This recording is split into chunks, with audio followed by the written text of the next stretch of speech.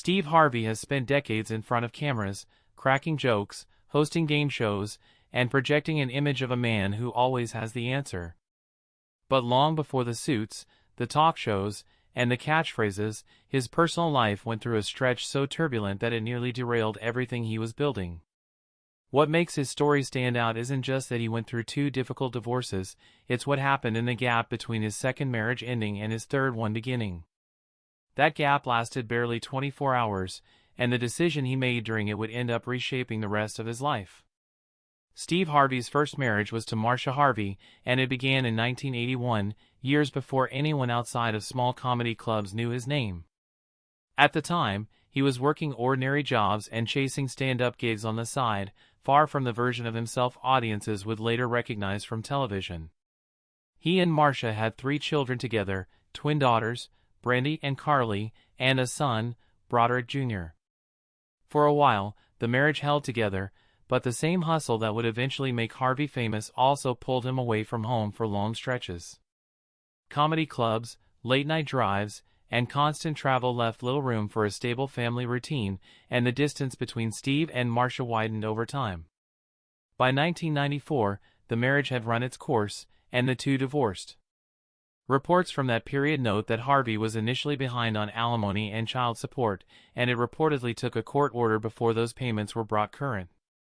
Despite the rocky end, Steve and Marcia later managed to rebuild a working relationship, and both have spoken about co-parenting their children in the years since. Harvey's second marriage is the one that would later generate the most public drama.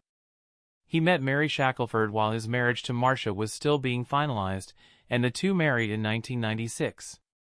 They welcomed a son, Winton, in 1997, and on the surface, the new marriage looked like a fresh start. Underneath, though, problems were already forming. Mary would later claim that signs of trouble surfaced within just a couple of years of the wedding, describing infidelity and growing distance that she said never really went away. Whether or not every detail of her account is accurate, what's clear is that the marriage struggled for years while Harvey's career was accelerating in the opposite direction.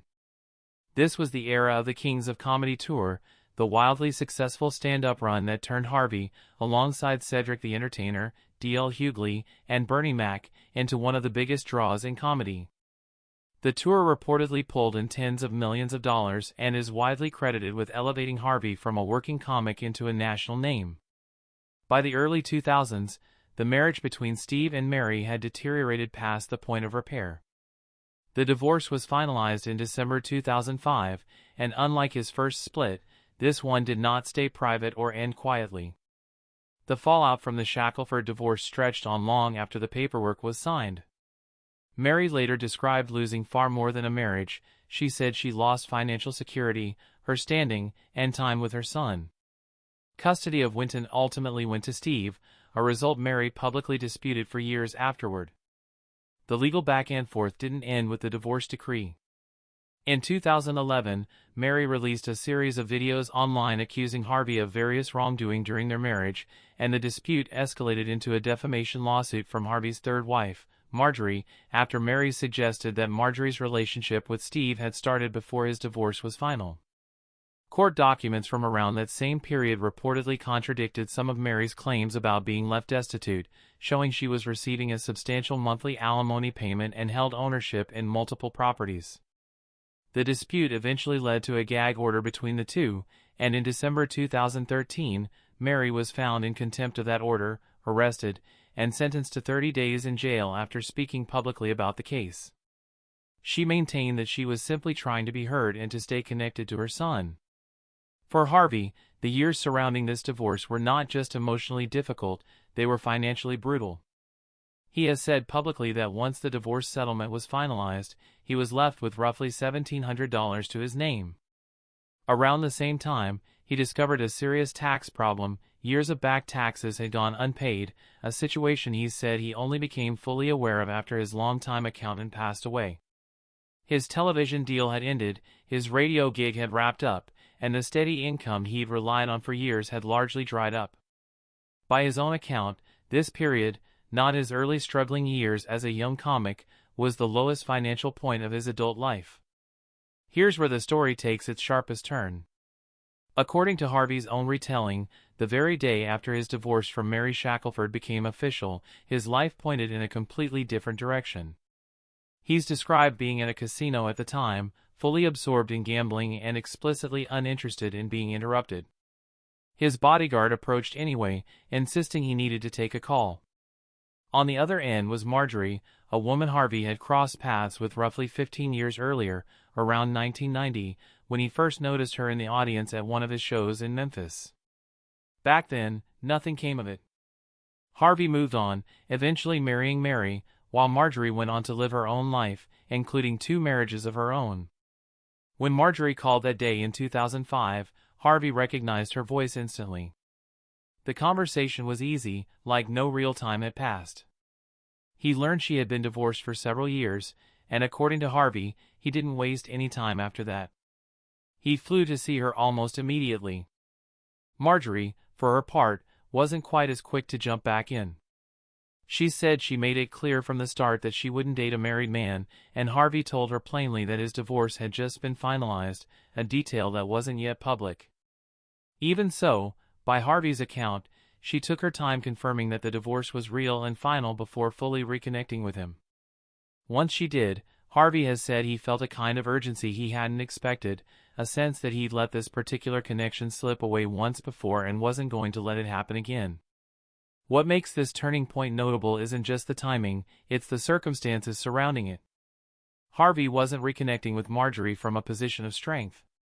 He's been candid that this was arguably the most unstable financial and professional stretch of his career. His television work had stalled, his tax situation was a mess, and he was rebuilding a relationship with his youngest son following a contentious custody arrangement. By his own description, Marjorie didn't enter a comfortable, established life, she stepped into the middle of his rebuild. Harvey has repeatedly credited her with helping him stabilize during that period, describing it in blunt terms: she got into the foxhole with him while he was still figuring out how to climb out. Steve and Marjorie married in June 2007, blending their families in the process. Harvey brought 4 children from his previous marriages: Brandy, Carly, Broderick Jr., and Winton. Marjorie brought 3 children of her own: Morgan, Jason, and Lori, all of whom Harvey later adopted as his own. Combining the households wasn't instantaneous or simple. Harvey has spoken about early friction, including a moment when one of his stepchildren told him directly that he wasn't their parent. Rather than brushing past it, he said he treated those moments as something to work through with patience rather than force. Even as Harvey and Marjorie settled into their marriage, the fallout from his second divorce didn't fully fade.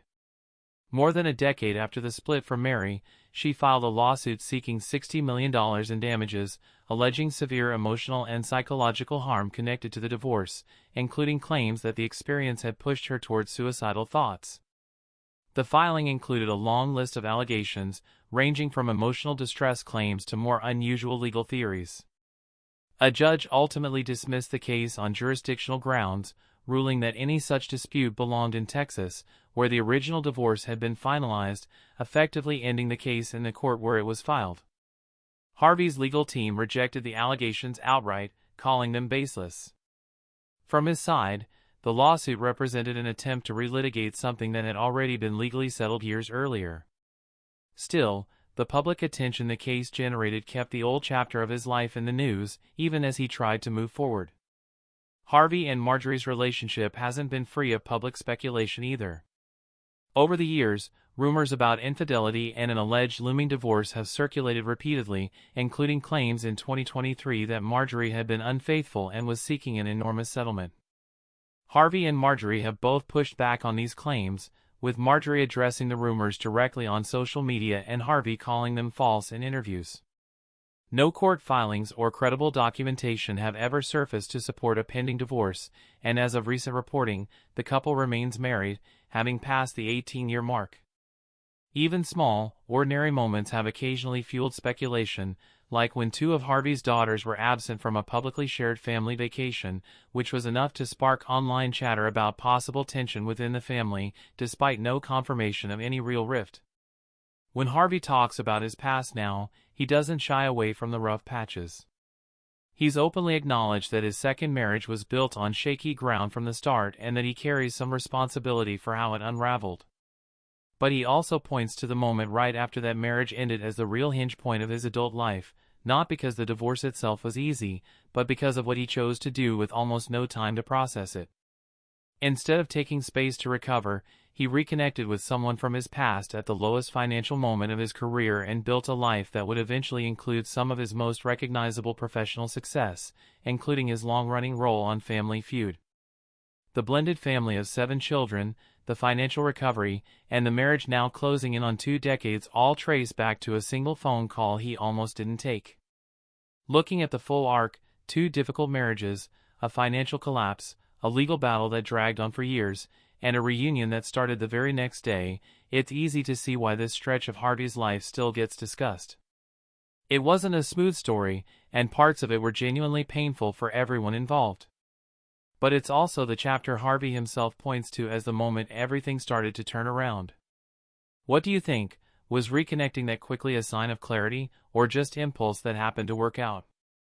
Let us know in the comments, and don't forget to like and subscribe for more stories like this.